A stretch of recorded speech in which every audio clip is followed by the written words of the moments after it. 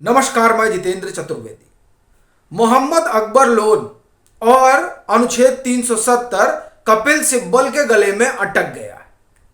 अब आप कहेंगे क्या मतलब है?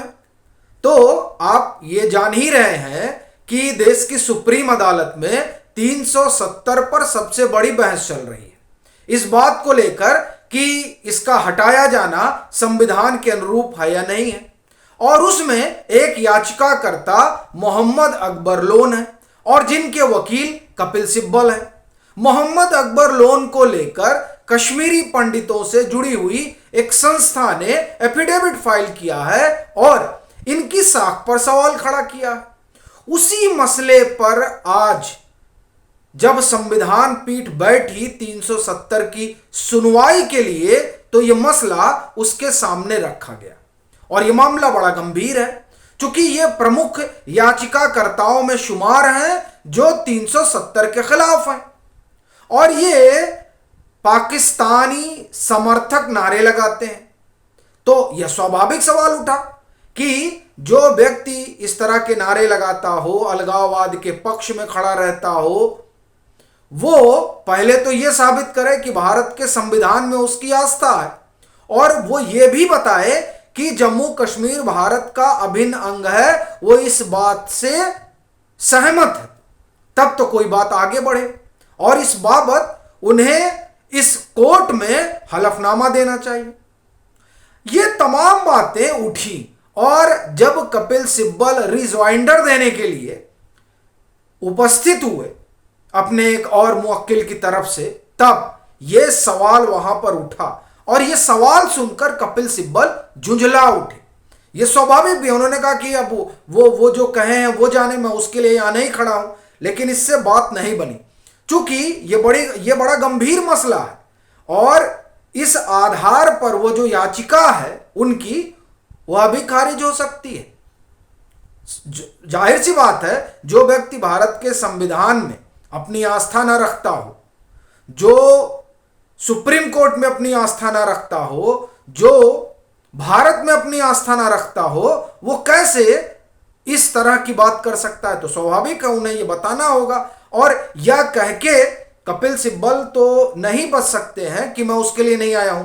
आखिर में उनके वो मुवक्किल हैं और उनकी तरफ से वो पेश हुए और उन्होंने उनकी ओर से तहरीर रखी। जब ये सवाल उठा तब कपिल सिब्बल ने क्या कहा उसको बताते हैं और फिर आएंगे कि क्यों कहा जा रहा है कि 370 उनके गले में अटक गया। अकबर लोन तो इसलिए अटक गए चूंकि उनके वो क्लाइंट हैं। 370 कैसे अटका उस पर आते हैं, लेकिन पहले जो वहां हुआ उस पर बात कर लेते हैं। देखिए, सीनियर एडवोकेट कपिल सिब्बल, सबसे पहले मैं यह बताना चाहता हूं कि इस मामले को कई बार और बिना किसी संदर्भ के तर्क में दिया गया है। हमारे द्वारा दिए गए तर्कों के बिना मुझे नहीं लगता है कि इस तरह से किसी ने भारत की संप्रभुता को चुनौती दी है। अब जस्टिस कॉल कहते हैं, वे कहते हैं कि आपके पहले याचिकाकर्ता ने कुछ ऐसा कहा है जो सिब्बल, मैं उससे चिंतित नहीं हूं, अगर उन्होंने कहा है वह दर्ज है तो आप उनसे एक हलफनामा मांगे, मैं उन्होंने जो कहा उसके लिए खड़ा नहीं हूं। सीजीआई अब कहते हैं, श्री सिब्बल, क्या हम माने कि लोन बिना शर्त भारत की संप्रभुता को स्वीकार करते हैं और यह कि जम्मू कश्मीर भारत का अभिन्न अंग है? सिब्बल, वह आज संसद के सदस्य हैं, उन्होंने भारत के संविधान की शपथ ली है, वह भारत के नागरिक है, वह अलग कैसे कह सकते हैं? और अगर किसी ने ऐसा कहा है तो मैं इसके खिलाफ हूं।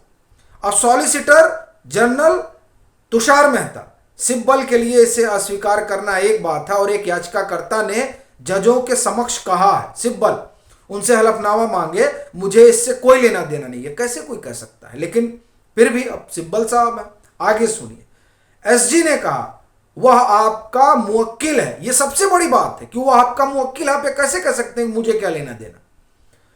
सीजीआई, हम इस पर विचार करते हैं। सिब्बल, मैं उस पर आरोपों का जवाब देने के लिए नहीं हूं। अब सीजीआई ने कहा, मिस्टर सिब्बल, जब वह संविधान के अनुच्छेद 32 के तहत हमारे न्यायालय के अधिकार क्षेत्र का आह्वान करते हैं तो वो अनिवार्य रूप से संविधान का पालन करते हैं, यह भी सुनिश्चित होना चाहिए। सिब्बल वह लोकसभा के सदस्य हैं, वह नागरिक हैं। सीजीआई यह एक सबमिशन है मिस्टर सिब्बल, लेकिन हम चाहते हैं कि वह बिना शर्त स्वीकार करें कि जम्मू कश्मीर भारत का अभिन्न अंग है और वह संविधान के प्रति वफादार हैं और भारत के संविधान के प्रति वफादार हैं। जस्टिस खन्ना ने तब कहा, जब आप तर्क देते हैं तो आप भारत के लोगों की संप्रभुता को स्वीकार करते हैं। आप स्वीकार करते हैं कि जम्मू कश्मीर भारत का एक अभिन्न अंग है। जब आपका मुवक्किल इस अदालत के बाहर कुछ कहता है तो शायद वह यह भी स्वीकार कर रहा है कि एक मुद्दा था जिसका निपटारा किया जाना था। सिब्बल जो हुआ वह केवल मीडिया कवरेज की ओर ले जाएगा।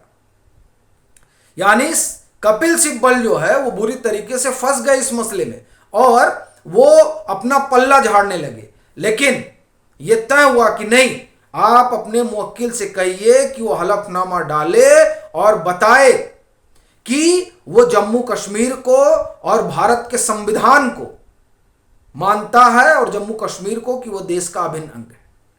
फिर बात आगे बढ़ी तो अब उनके पास वही पुराने अपने तर्क जो वो पीछे 2.5 दिन दिए। क्या कह रहे हैं कि आप ऐसे कैसे 370 को जो है हटा सकते हैं, जो यहां लोगों ने तर्क दिया, यानी जो भारत सरकार ने तर्क दिया और जो उन लोगों ने तर्क दिया जो 370 हटाए जाने के पक्ष में।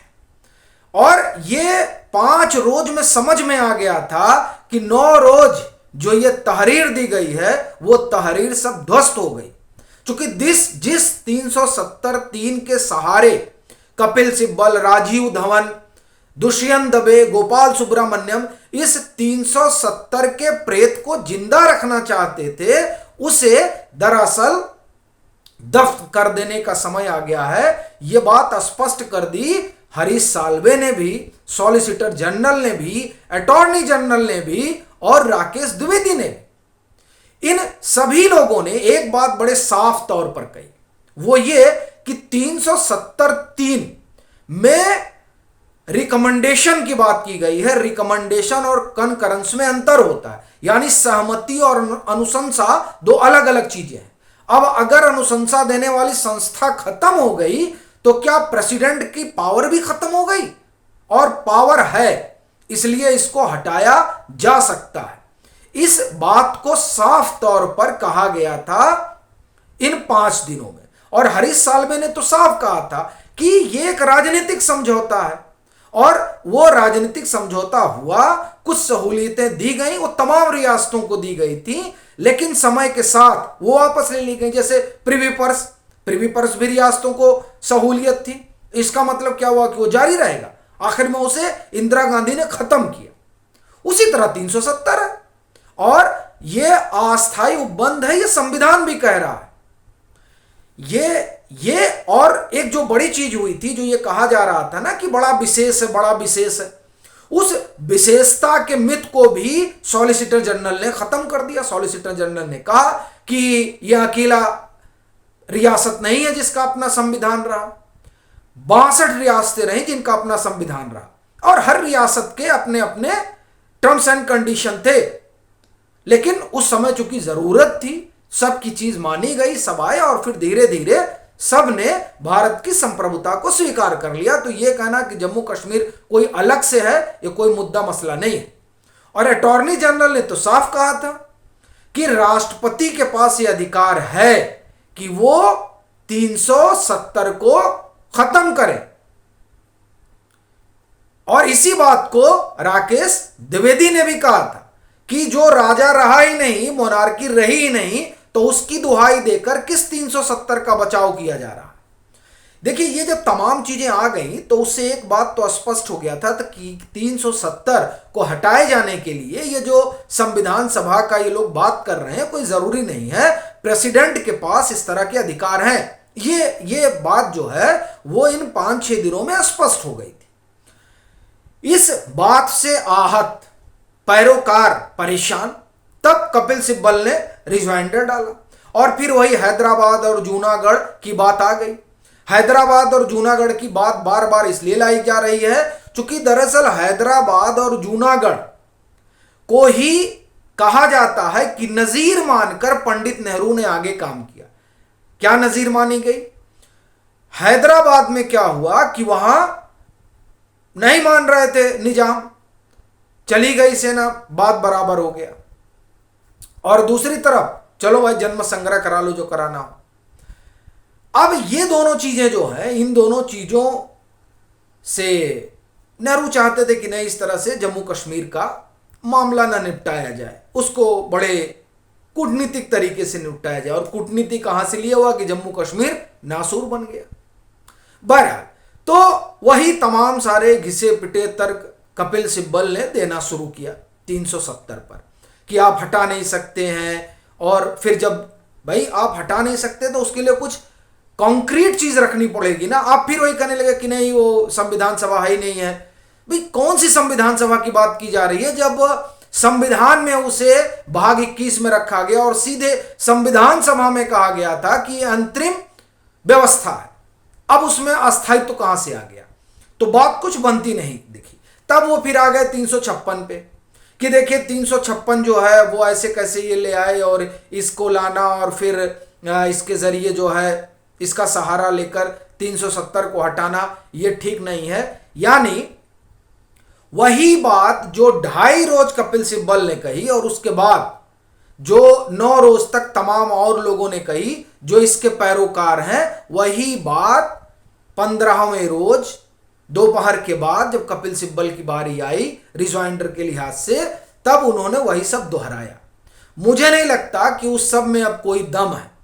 वो सब वही बातें हैं जो पहले रखी जा चुकी है। हाँ, अब उसे नए आप ये कहिए कि शब्द आडंबर में पिरोकर वो रखने की कोशिश कर रहे थे। क्या होगा ये संविधान पीठ तय करेगी। लेकिन ये जो 5 रोज का आर्गुमेंट हुआ है भारत सरकार की तरफ से और उनकी तरफ से जो 370 हटाए जाने के पक्ष में हैं, उन लोगों ने दरअसल 370 और जम्मू कश्मीर को लेकर जो तमाम तरह के मिथ गढ़े गए थे उस मिथ को ध्वस्त करते हुए यह स्पष्ट कर दिया कि भारत के राष्ट्रपति के पास यह अधिकार है कि वो 370 को नलीफाई कर सकते हैं, इसलिए उन्होंने नलीफाई कर दिया।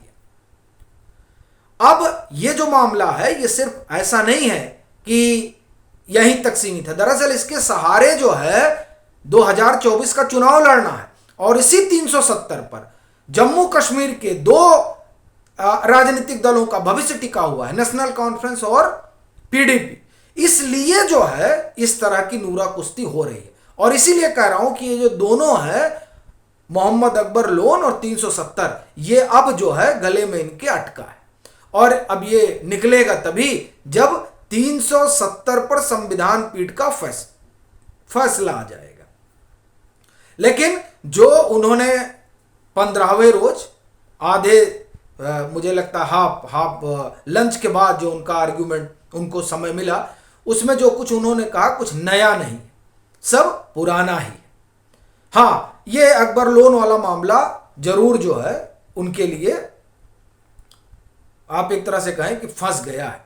अब ये देखिए कि कल वो फिर अपनी बात रखेंगे, तो कल तक आना है। अब देखते हैं कल क्या होता है। अभी के लिए फिलहाल इतना ही। अगर आप मतांतर से नहीं जुड़े हैं तो जुड़ें, वीडियो को लाइक करें और खूब शेयर करें।